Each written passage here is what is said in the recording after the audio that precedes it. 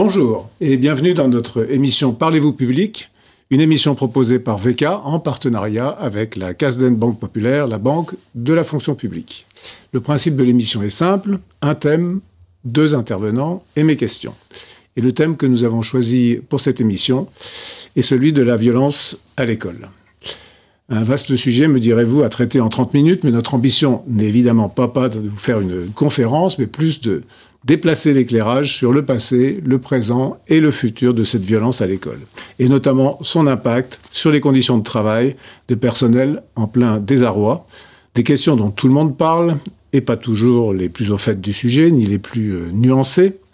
Des questions que l'on se repasse souvent comme une patate chaude et qui font l'objet de réponses symboliques ou médiatiques, de solutions cosmétiques et le plus souvent court-termistes, ce qui n'est pas le cas de nos deux invités que je m'empresse de vous présenter.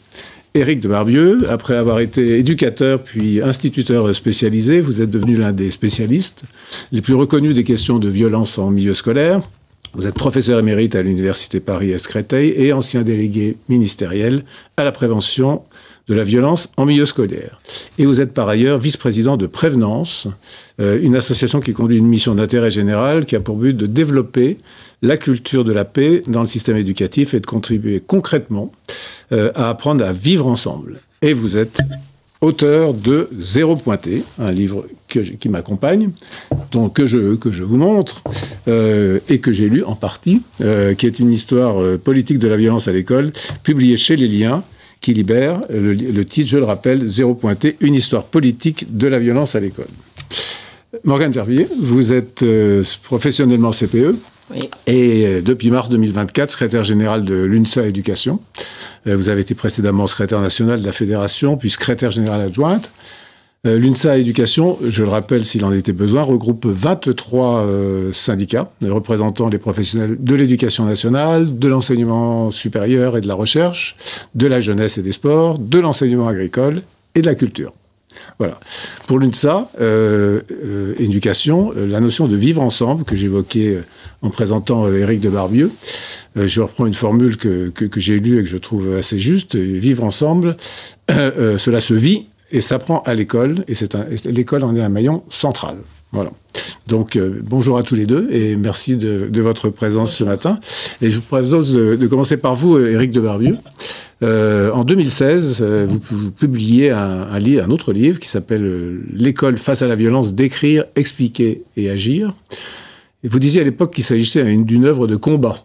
Le premier ayant été de faire durer une politique éducative sous deux majorités opposées, qui n'est pas la moitié d'une tâche, dans un pays où il n'y a généralement pas de continuité. Et le second étant qu'à chaque fois, il a fallu désamorcer des réactions populistes. 2016, c'était il y a bientôt 10 ans. Qu'est-ce que vous diriez aujourd'hui de ce travail à la fois sur le temps long et le temps court? Vous avez oublié juste une petite nuance sur le titre de mon dernier bouquin. Oui. C'est Zéro Pointé, point d'interrogation. C'est une question. Absolument, absolument. Est-ce que, effectivement, sur le long terme et sur le court terme, on peut dire que oui, il y a un zéro pointé sur les politiques publiques par rapport à la violence à l'école? La réponse, elle est claire. Non, il n'y a pas un zéro pointé sur tout. Il y a des incohérences, il y a surtout, effectivement, trop de court-termisme et des difficultés à faire vivre les choses dans le long terme. Ce livre le raconte les essais depuis Jospin en 91, Allègre, etc., etc. Ce que j'ai même pu faire quelquefois avec un ministre de droite qui était Luc Châtel, ou ensuite avec la gauche. Et puis, effectivement, il a toujours fallu se bagarrer contre une vision, je dirais, à la fois erronée, c'est-à-dire l'idée que la violence à l'école, c'est uniquement une violence d'intrusion, où en gros des bandits, plus ou moins bronzés bien sûr, viendraient de l'extérieur pour envahir l'école. Ça arrive, mais c'est 2,5% des cas qui sont des cas de violence venus de l'extérieur directement. Il ne s'agit pas des causes, il s'agit vraiment de ce qui se passe et où ça se passe. Et toutes les enquêtes le montrent clairement, ça se passe à l'intérieur de l'école. Donc déjà, il fallait faire attention à ne pas se laisser déborder par le fait divers. Effectivement, très dur, effectivement exceptionnel. Je veux dire, je vais être très clair, puisqu'on parle plutôt des personnels aujourd'hui, prenons bien sûr l'affaire Samuel Paty. Bon, ce que je dis depuis des années, c'est qu'il faut faire très attention à la fois, c'est pas parce qu'une victime est rare, il y a eu 10 professeurs qui ont été tués, ou personnes de l'éducation nationale qui ont été tués en 30 ans. Mais c'est pas parce qu'une victime est rare qu'elle ne doit pas, au contraire, avoir de l'importance. Mais elle est tellement exceptionnelle qu'il faut la traiter comme une victime exceptionnelle et ne pas être dans la récupération politique, politicienne, nauséabonde, électoraliste de ce type de fait. La violence à l'école, c'est pas à penser uniquement par rapport à ce type de choses, ce qui ne veut pas dire qu'il faut évidemment minimiser ce type de choses et l'inquiétude que ça peut apporter par rapport au personnel. Ça, c'est une première chose. Et puis lutter donc contre ces récupérations, lutter contre toute cette, je vais penser, si on veut, mais c'est un grand mot, nauséabonde, qui n'a fait qu'augmenter, il faut être très clair. 2016, c'était un livre, scientifique. 2017, j'avais écrit « Ne tirez pas sur l'école ». C'était déjà pour prévenir d'un certain nombre de choses qui étaient justement dans ces dérives politiciennes, mais aussi antipédagogiques. C'est-à-dire que l'école, ça serait le grand foutoir partout, ce qui est pas vrai. Ce qui est pas vrai. Bon. Et il faut bien le dire que par contre, si je réponds non, il y a eu des choses. Je réponds maintenant, oui, point d'exclamation, c'est un zéro pointé. C'est un zéro pointé sur, non pas simplement les politiques publiques, dont on va reparler, mais aussi sur le climat politique actuel, sur le climat entre adultes, sur le climat pas simplement français, international, sur le climat de refus de l'autre, sur le climat raciste, xénophobe qui règne en France et qui sont l'objet de... Enfin, toutes les récupérations politiques par rapport à ce sujet-là me paraissent extrêmement dangereuses. Mais de plus, et je termine juste là-dessus, ça a un impact direct dans les cours de récréation. Ça a un impact direct dans les cours. Il ne faut pas imaginer que quand les adultes sont aussi déchirés, sont aussi portant une idéologie mortifère qu'on va entendre dans les bus, dans les repas de famille, qu'on va entendre dans la rue partout, et évidemment dans les émissions les plus nauséabondes qu'on peut voir à la télé, je parle évidemment de tous les médias Bolloré, entre autres, oui, ça a un impact dans les cours de récréation. Parce que c'est quoi la violence à l'école? C'est des violences qui sont la plupart du temps agies par des groupes d'élèves contre un élève qui est considéré comme n'étant pas du groupe. Parce qu'il est, ou parce qu'elle est trop féminine, ou lui, il est trop féminin, ou il est trop bon élève, ou pas assez bon élève, noir, rouge à pois vert, peu importe, mais c'est un autre. Et dès qu'on est dans une politique qui désigne l'autre comme étant le responsable de tous nos maux, on aggrave les phénomènes de violence à l'école. On reviendra sur cette question de l'exemplarité des politiques et de ce côté bouc émissaire aussi qui peut arriver. Morgane Verbier, effectivement, énormément de personnes s'expriment sur la violence scolaire, je le disais en intro, et pas toujours les plus nuancées. Comment est-ce qu'on peut prendre le problème, je dirais, à la hauteur des enjeux qu'il représente et y répondre de façon à la fois, je dirais, pérenne, politique et efficace? En préparant cette émission, vous utilisiez l'image de dézoomer.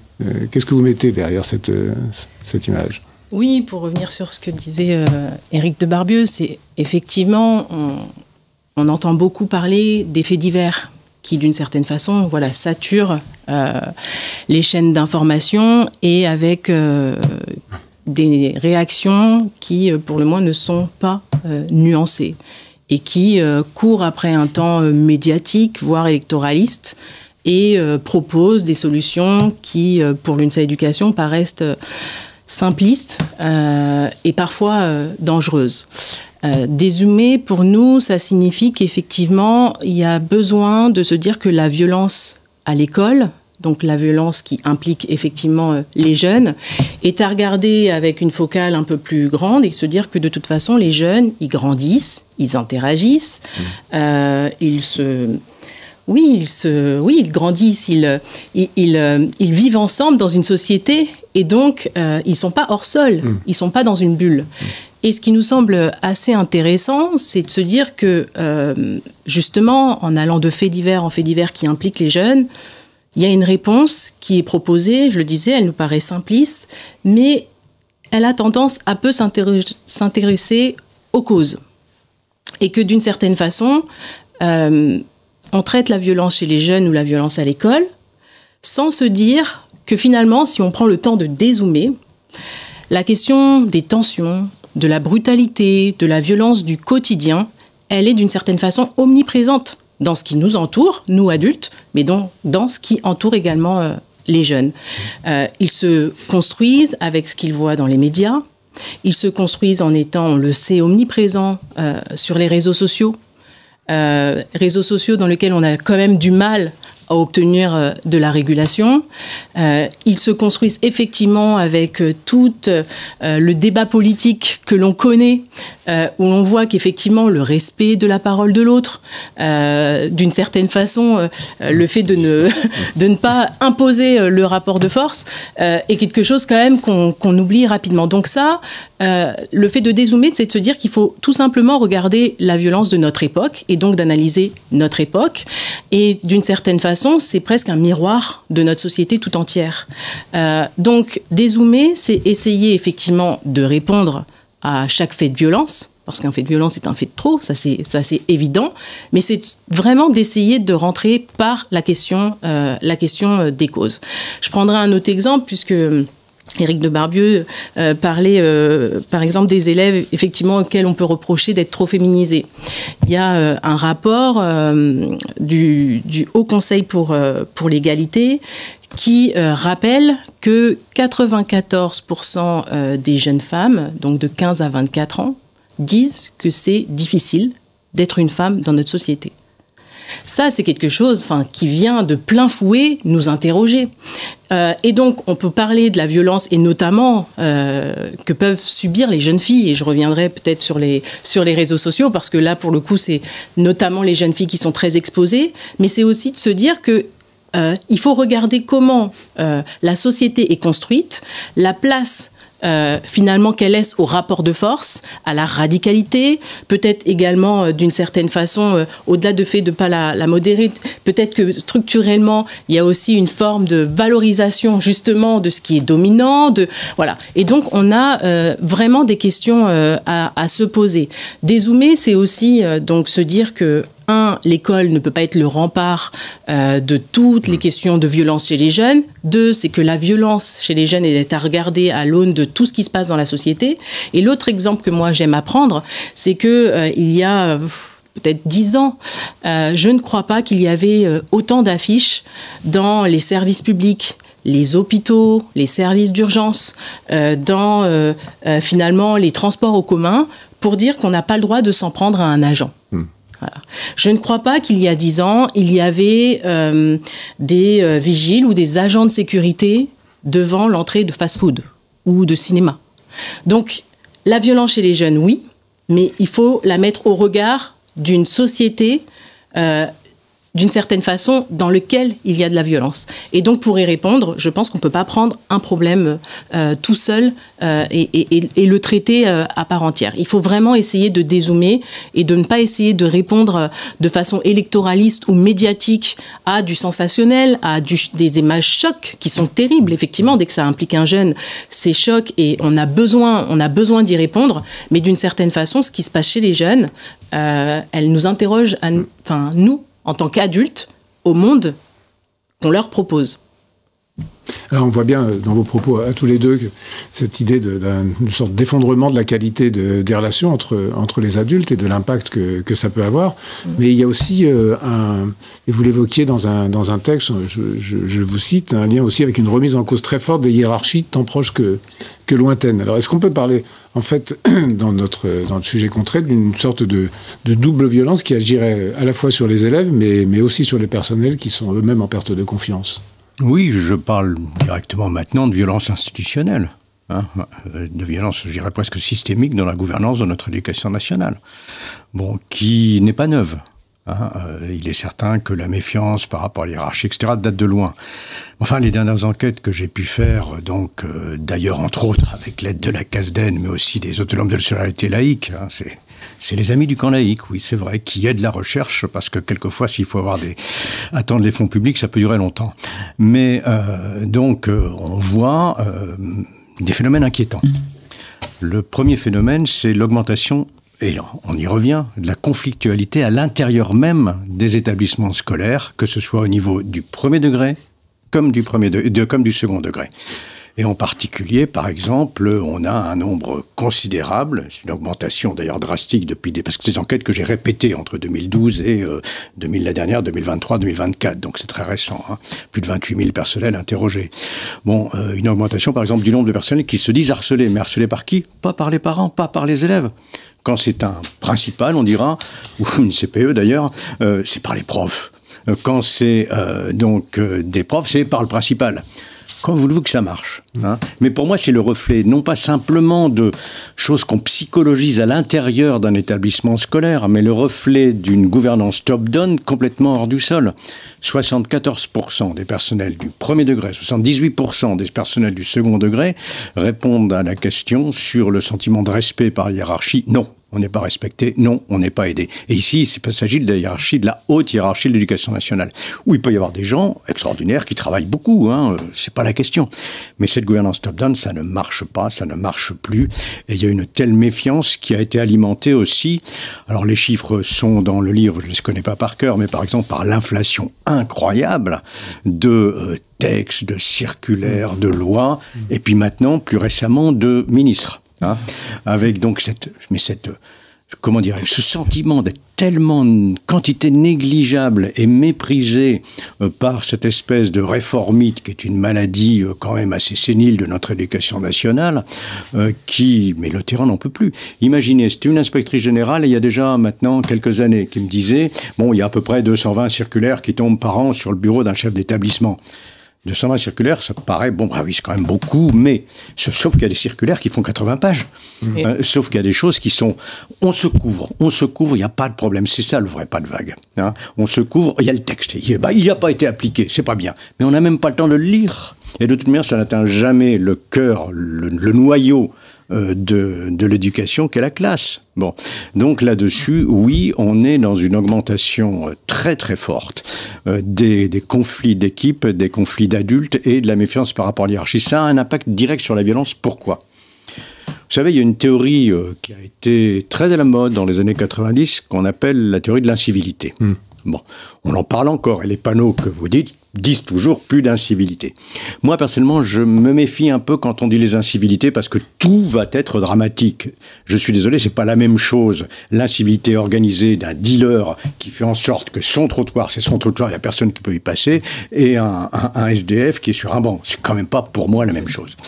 Mais le problème de l'incivilité, c'est que il s'agit en réalité de gens qui, parce que c'est difficile, parce qu'ils sont en conflit, avec leur environnement global, et entre autres professionnel, se replient sur leur quant à soi. Là, pour les enseignants, c'est se replier sur leur classe en particulier. Vous êtes CPE, vous savez à quel point c'est difficile quelquefois de les en faire sortir. Quelquefois, on y arrive. Hein. Mais du coup, l'espace commun, l'espace public où peuvent se produire du coup des faits plus difficiles est beaucoup plus difficile ou à surveiller ou même carrément donc à investir. Et là, c'est la place ouverte en réalité à la violence. Si vous voulez, pour faire image, je le dis depuis assez longtemps aussi, on a, c'est vrai, des problèmes quelquefois avec des bandes délinquantes.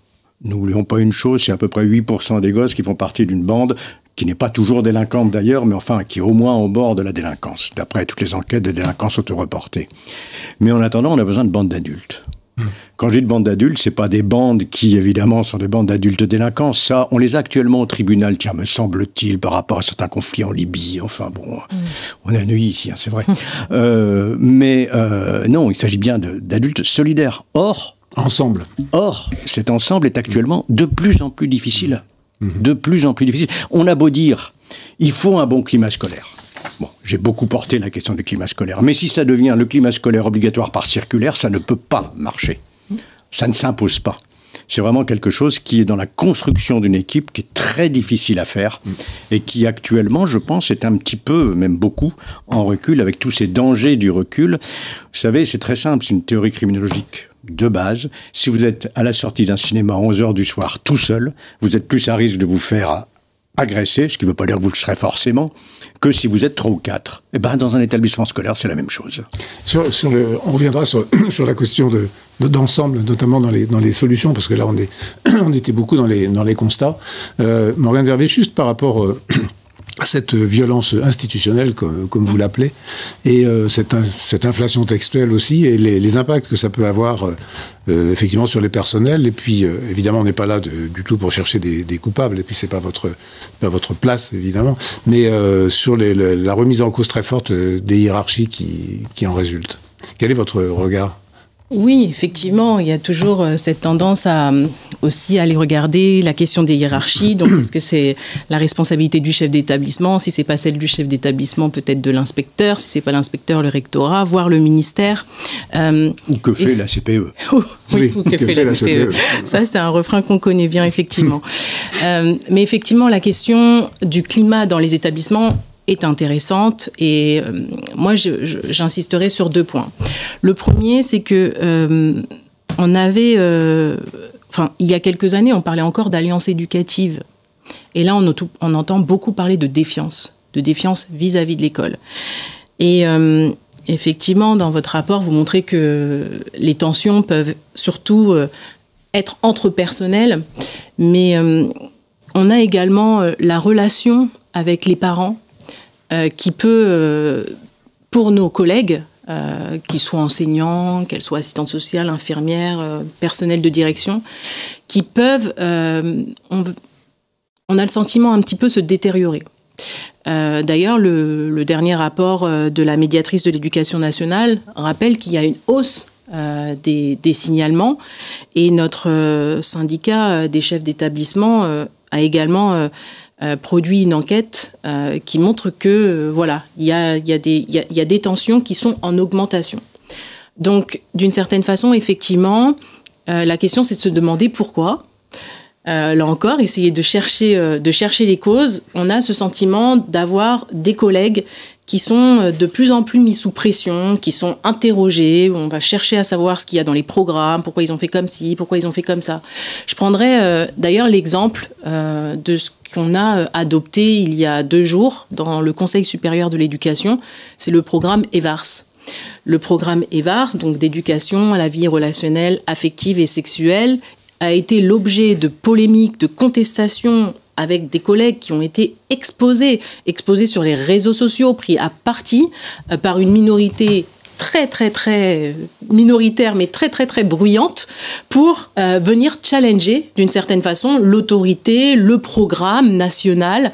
Et ça, c'est quelque chose qui, je trouve, reflète le besoin d'avoir toute une société qui se renforce et qui fait bloc derrière son école et par conséquent derrière ses personnels. Après, effectivement, il y a les tensions, d'une certaine façon, qui sont un peu sous-jacentes au système. Clairement, voilà, nous enchaînons les ministres, mais au-delà de ça, effectivement, on a le sentiment que dès qu'il y a une échéance politique, les candidats ont tous à cœur de faire de l'école une grande cause nationale, avec un grand programme pour la réinventer. Dès qu'il y a un fait médiatique, ils ont tous une explication qui doit arriver pour demain, qui arrive sur les personnels, et ça passe par l'école.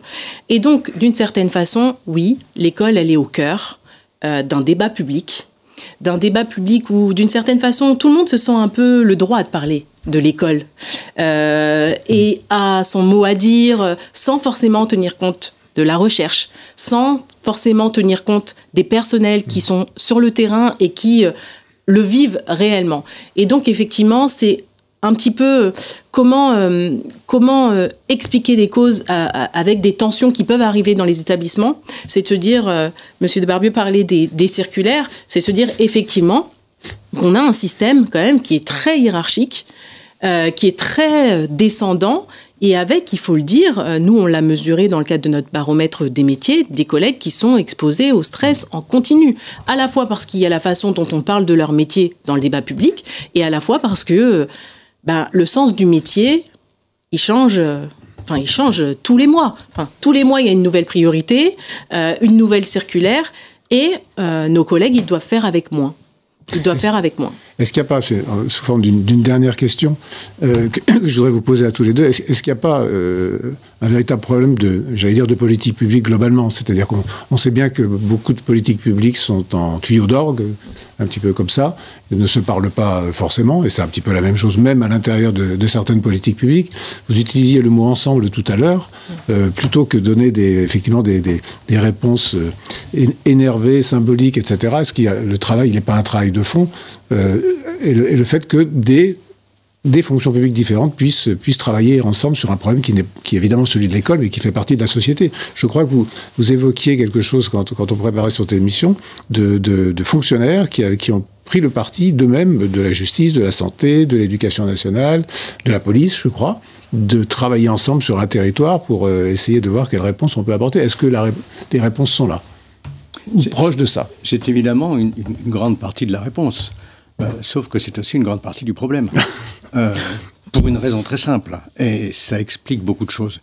D'après la recherche internationale, les miennes aussi, mais bon, parlons un petit peu de la recherche internationale. Il s'agit de la plus grande chercheuse aux États-Unis sur la question qui s'appelle Denise Goldfredson. Le premier facteur de risque, je dis bien le premier facteur de risque, par rapport à l'exposition d'écoles et d'élèves, de personnel à la violence, c'est l'instabilité des équipes éducatives. C'est la qualité des équipes éducatives. Non pas que tout soit la faute et tout se résoudra par ça, mais c'est une condition nécessaire, même s'il n'est pas suffisant. Instabilité, vous voulez dire le fait que ce ne soient pas toujours les mêmes aussi? Oui, c'est-à-dire que le fait qu'on a des équipes qui bougent. Et évidemment, d'abord dans les zones les plus difficiles. J'ai travaillé, par exemple, il m'avait dit que j'avais terminé, effectivement, je suis émérite maintenant, dans l'académie de Créteil, sur un gros projet. J'ai passé 3 ans quasiment dans les établissements de la Seine-Saint-Denis, donc je connais un petit peu quand même. Bon, j'avais des établissements, 52-60% des personnels qui changeaient tous les ans. Comment vous faites une bande d'adultes avec ça, hein? Vous avez de plus en plus de mal à recruter, vous avez de plus en plus de crise de sens, effectivement, et la violence est une crise de sens. Mais bon, donc là, c'est vraiment un vrai problème. Mais ce problème-là, on ne le retrouve pas que dans l'éducation nationale. On le retrouve aussi dans la police, on le retrouve aussi dans la justice, on le retrouve dans l'éducation spécialisée. Bon, les éducateurs d'ailleurs fuient de plus en plus les établissements difficiles, d'autant plus que c'est pas comme ça qu'ils concevaient leur mission au départ. Faut pas oublier la suppression presque des missions de la PJJ, contre leur serment d'ailleurs par Nicolas Sarkozy il y a quelques années. Bon, tout ça, effectivement, donc ça me paraît extrêmement dangereux, hein. Vous parliez d'alliances éducatives, et effectivement, il y a encore des villes éducatives, il y a encore des gens qui essayent de le faire. C'est plus facile sans doute en province où la stabilité des personnels est un peu plus importante, mais quand même. Bon, donc c'est effectivement une partie du problème. Maintenant, c'est aussi comment on conçoit ce partenariat. Bon, dans mon livre, j'étudie la totalité des plans anti-violence, vieille maladie française pour répondre aux éléments de langage très très urgents, hein, qui est donc je dirais le marronnier politico-administratif, donc dès qu'il y a un fait divers. Et toujours ces renforcements du partenariat école-police-justice. Moi, je suis pour, évidemment. Bon, vous avez vu, j'étais éducateur spécialisé et instituteur spécialisé, donc j'ai un peu l'habitude de ce genre de choses. Sauf que quelle conception, par exemple, de la police? Est-ce que la conception de la police, c'est celle de Darmanin et Retailleau? C'est-à-dire gros bâton, petite tête? Bon, non. Police de proximité, police intelligente. J'ai travaillé avec l'UNSA Police dans le temps, où j'ai rencontré des gens remarquables. Le travail avec la gendarmerie, par exemple, j'en parle beaucoup, comment ça s'est fait, un peu par hasard, quelquefois d'ailleurs. Mais bien sûr qu'on a besoin de ce partenariat. Mais il n'empêche qu'une grande partie du problème est aussi une partie du problème dans la relation avec les parents. Vous avez raison. Bon. Mais une relation avec les parents qui, malheureusement, est explosive des deux côtés. C'est-à-dire que la rengaine sur « c'est la faute aux parents » comme la rengaine sur « c'est la faute aux profs » est catastrophique. Bon. Et elle est plus forte en France qu'ailleurs, d'ailleurs. Hein. C'est l'école qui s'est construite un petit peu contre la société, contre la cité. Qu'est-ce qu'on veut? Une école dans le quartier ou une école du quartier? Si on veut une école dans le quartier, ce sera un ovni dans un champ de betterave, et il ne faut pas être étonné si elle est agressée, cette école. Bon. Donc ça veut dire des protections, il y a besoin de protection, il y a besoin de protection physique, il y a besoin de protection humaine, mais des protections qui soient acceptées, acceptables et humainement pensées pour un vrai lien avec le quartier. Si on prend un problème qui n'est pas simplement celui des quartiers difficiles, celui du harcèlement, qui peut se produire partout, hein. Ça peut être ici, pas loin, à Janson-de-Sailly ou ailleurs. Hein. Bon. Eh bien, moi, quand je fais, ça m'est arrivé quand même, des cafés des parents, qu'est-ce que je dis très simplement? Le problème, c'est pas de savoir qui est le coupable. Les causes sont tellement multiples. Elles peuvent être familiales, les causes du harcèlement, en milieu scolaire. Je parle jamais de harcèlement scolaire. Et ça, c'est important. Ni de violence scolaire. Je parle de violence en milieu scolaire. Ces causes peuvent être multiples. Elles peuvent être familiales, socio-économiques, personnelles, tout ce qu'on veut. Bon. Mais en attendant, le problème n'est pas de trouver le coupable, c'est nous, à l'éducation nationale. Comment nous allons vous aider à aider votre enfant? Parce qu'il faut se rappeler quand même que quelquefois, c'est du cyberharcèlement à 2h du matin dans la chambre, hein, chez vous. Et comment vous allez nous aider à aider votre enfant. Et c'est ça, le vrai problème. C'est comment on s'aide mutuellement. C'est difficile. Alors évidemment, ça nécessite de la formation. Et là, le niveau de la formation est encore lamentable en France, il faut bien le dire. Quand on pense que là, j'ai dans ma dernière enquête, plus de 80% des personnels qui ne s'estiment pas formés. Ça veut dire qu'ils ne s'estiment pas capables. C'est aussi quelque chose de très dur pour eux à l'admettre, ce genre de choses. Donc on a des tas de problèmes là-dessus. Mais oui, vous avez raison, une partie de la solution essentielle, c'est le travail ensemble. C'est pour ça que vous parliez de l'association Prévenance. Prévenance, c'est ça. C'est qu'avant toute prévention spécialisée, avant tout geste professionnel, il y a d'abord le comment je vais vers l'autre, comment j'accepte l'autre, comment j'ai une prévenance et non pas simplement un bouc émissariat trop facile.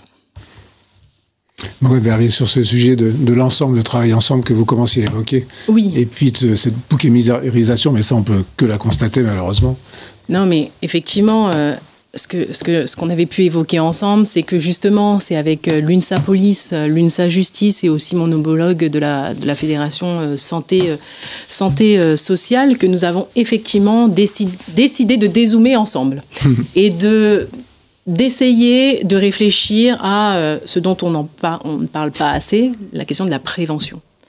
Voilà, et justement, pour nous, effectivement, travailler ensemble, c'est se dire qu'il ne faut pas passer d'un fait divers à un fait divers, qu'il faut essayer aussi de réfléchir aux causes et de le faire ensemble. C'est pour ça qu'il y avait cette démarche partenariale, et on essaye de réfléchir effectivement à une action, une initiative qui pourrait être sous forme de colloque, mais voilà, pour avoir une expression commune, pour dire qu'à un moment donné, il faut prendre le temps d'essayer de passer d'autre chose que des réponses court-termistes à une analyse qui doit, encore une fois, venir interpeller toute la société.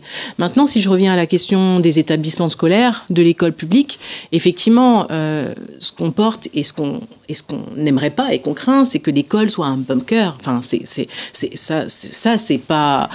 c'est vraiment pas souhaitable pour notre école publique. Mais on parlait justement des politiques publiques tout à l'heure. Il y a la question des moyens. Il y a la question des moyens qu'on donne. J'aime beaucoup ce terme de bande d'adultes, mais il faut donner des moyens, effectivement, pour que vous parliez d'un enseignant qui peut, on va dire, se concentrer et prioriser sur ce qu'il a à faire devant sa classe, donc dans sa salle de cours, et effectivement donner envie d'aller vers l'autre, de porter un projet d'établissement, de mettre au cœur de la stratégie d'établissement la question du climat scolaire. Ça demande des moyens. Ça demande des moyens parce que, pour le coup, en termes de politique publique, il y a une question dont on ne parle pas ou très peu, c'est la question de la mixité sociale et scolaire, avec un dualisme très fort, un pays qui finance sa concurrence, une concurrence qui, on le sait, avec les établissements privés, d'une certaine façon, permettent une forme d'entre-soi qui, malheureusement, s'aggrave. Et ça, pour le coup, ce sentiment d'une forme de relégation sociale, parce que quand on va dans un collège avec un bâti scolaire qui ne tient pas la route, où on le sait très bien qu'il y a des équipes qui tournent parce qu'il y a un manque d'attractivité, où on voit très bien qu'il n'y a pas d'offre de projets culturels ou de sorties parce qu'il n'y en a pas les moyens, on se construit comme ça. Moi, je pense sincèrement que c'est une bombe sociale à retardement. La question de la relégation sociale. Donc la question de la mixité sociale et de faire en sorte que dans les écoles publiques, les jeunesses se parlent, les jeunesses se croisent et qu'on donne des moyens à nos collègues de faire ensemble, ça nous semble très important. Et puis après, l'autre question que vous posiez est très intéressante aussi, c'est la question de la formation. Là encore, on essaye de tout miser sur la formation initiale et notamment des enseignants, mais il y a la question de la formation continue. Et ça pourrait être un très bon objet pour croiser et faire se croiser tous ces personnels. Parce que derrière la bande d'adultes, moi j'entends qu'on dépasse largement, évidemment, les équipes enseignantes. Il y a la place et il y a tout le travail qu'on fait avec les assistantes sociales qui ne sont pas nombreuses. Aujourd'hui, vous avez un médecin scolaire pour 12 000 élèves. Donc, il y a bien une question d'enjeux autour de politique publique pour essayer, là encore, de faire ensemble. Juste un mot, Éric de Barbieux. Juste un mot. Oui. Récemment, j'ai été invité par nos amis belges, pour une conférence à Bruxelles-Capitale. C'est très intéressant. C'était une session de formation, et ça existe depuis des années, où la formation continue, comme initiale, est véritablement intercatégorielle. Il y avait des éducateurs, il y avait des assistants sociaux, il y avait des enseignants. Même au niveau de la formation initiale, Ça s'apprend à travailler en équipe. Ça s'apprend. C'est pas simplement être une bête à concours capable de remâcher un programme. Je suis pour le savoir. J'ai évidemment rien contre. Je parle de climat scolaire, je parle pas de le climat de la MJC du coin. Mais c'est une condition sine qua non pour résoudre des problèmes qui sont maintenant majeurs, alors qu'on sait quand même, tout le monde est d'accord, il paraîtrait, c'est vachement bouleversant, que l'avenir du monde, ça dépend quand même un peu de l'éducation. On est d'accord. En tout cas, dans vos propos, on voit bien la différence la difficulté entre le temps court et le temps long dans tout ce qu'on doit gérer, organiser, notamment quand ça touche la société. Puis peut-être le fait aussi que si on leur donne les moyens, si on leur donne la formation à des agents publics, ils sont en capacité d'apporter des réponses évidentes.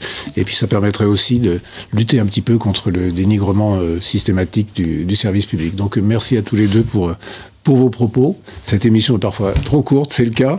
Merci à la Casdin Banque Populaire de nous avoir permis de la faire et à bientôt. Merci.